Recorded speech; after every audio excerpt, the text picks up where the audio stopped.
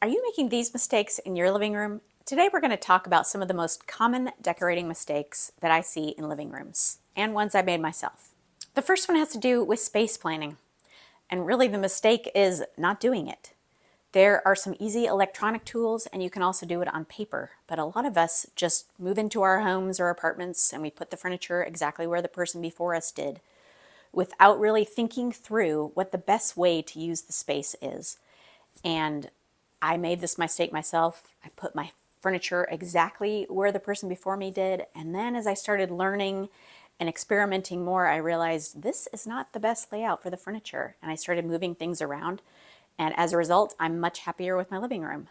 So if you want to look at how to use these tools, I did another video about how to use space planning tools, and you can even do one on paper. The second mistake has to do with rugs, and more specifically, not getting a rug that is big enough. If you get a rug that is too small, you can tell. Make sure that all of your furniture has at least the front legs on the rug. And if you have a rug that you love, that doesn't mean you have to get rid of it. That just means that you might need to layer a larger rug underneath that rug, so that you can make the space feel more cozy and it doesn't look like you bought a rug that's too small. The next one has to do with color. A lot of people start decorating their living rooms without thinking intentionally about what their color palette for the room is. And there are really easy ways to do that, and I've done a lot of videos before about hacks to choose your colors. You can really save time and money if you choose your colors before you start shopping for stuff in your living room. And if you have things that don't go with that palette that you decide that you want,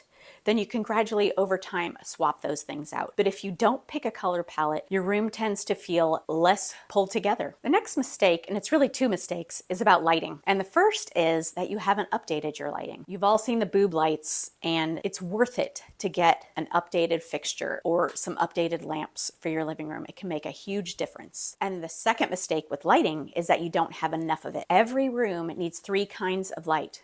They need ambient light, task light, and accent lights. The ambient lights are the ones in the ceiling. The task lights are lamps that you might use to read in front of. And accent lights add a lot of mood to your living room if you hang them over a picture or sconces beside your fireplace. But try to make sure that your room has at least three sources of light. Now we're going to talk about accessories a little bit more. And the next mistake has to do with artwork. And that is hanging your artwork too high or too spread out. You want the center of your artwork to be at eye level. You don't want it to be hanging way above your eye level. And if you have your artwork hanging above a piece of furniture like a credenza or a couch, you want that artwork to be anchored a little bit to the furniture, so it doesn't look like it's floating in space above the couch. But try to keep your artwork with the center around your eye level. Now we're going to talk about clutter. Another mistake I see a lot of in living rooms is that you don't have any closed storage. Now everybody loves a little bit of open shelving to display things, but we all have a lot of stuff, and some of that stuff needs a place to go that's behind closed doors or inside of a basket. Because if you have everything out, then it tends to make your living room look more cluttered and less pulled together. So try to get some closed storage options in your living room. And the next mistake is you don't have anything green in your living room. And you don't have to have a green thumb, because I definitely don't, to have a plant in your living room, and it can really add a lot of life to your space.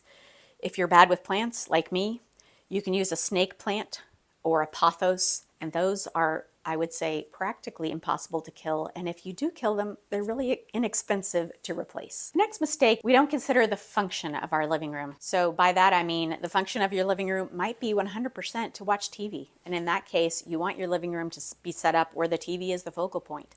But most of the time, we need our living rooms to also serve as places where we can have conversation and watch TV. So you want to consider, back to the space planning, how to set up your furniture in a way that's conducive to conversation. The next mistake is not updating your window treatments. And maybe you live in a place where you don't even need window treatments. And if you love that, great. But if you do need window treatments for privacy, get some updated ones that complement your color palette. You can use window shades, you can use curtains, and you can use a combination of the two. Another mistake I see is that people get curtains that are not the right length for their windows. So you want the curtains to be hung above the windows and outside of the windows, and this makes your windows look bigger.